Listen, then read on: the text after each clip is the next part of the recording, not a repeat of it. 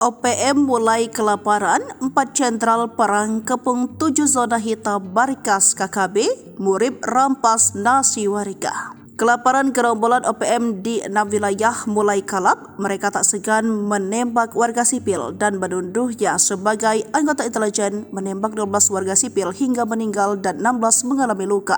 Baru-baru ini gembok OPM kawasan Sinak pimpinan Kalenak Murib meneror pasar Senak Papua, merampas nasi, makanan dan uang milik warga pada 3 Juni 2024. Hal ini diungkap Panglima Komando Gabungan Wilayah Pertahanan 3 Letnan Jenderal Richard T. Tambubolon. Ia mengatakan perbuatan ini sangat meresahkan. Maka itu Jenderal TNI Maruli Simanjuntak memerintahkan TNI jangan ragu bertindak sebab surat Panglima TNI tanggal 5 April menginstruksikan Kodam Cendrawasih dan Kodam Kasuari menggunakan istilah OPM. Istilah ini sangat penting sebab jika selama ini TNI Polri ragu dan melapor lebih dulu baru bertindak, kini anggota tak ragu lagi.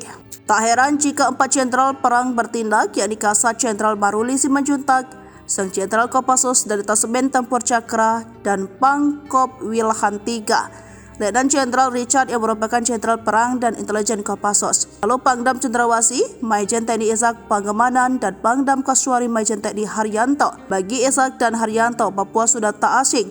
Mereka pernah menangani konflik perang Papua, kini mendapat perintah tegas memberantas OPM. Diduga hal inilah yang membuat OPM panik sebab 7 zona hitam jarahan mereka dijaga ketat ribuan pasukan TNI Polri dari berbagai korps pasukan elit. Sebisa bom jubir OPM pada Jumat 8 Juni 2024 berdalih, Pasar Senak Sinak Puncak merupakan zona perang. Menurutnya zona perang itu tak hanya Sinak, tetapi 6 wilayah lainnya Ilaga, Kabupaten Puncak, Puncak Jaya, Yahukibon, Duga, Pegunungan Bintang, dan Sorong. Namun Maruli menanggapi santai dan ia mengatakan tak zona perang tetapi zona rawan yang dijaga untuk keamanan pendidik.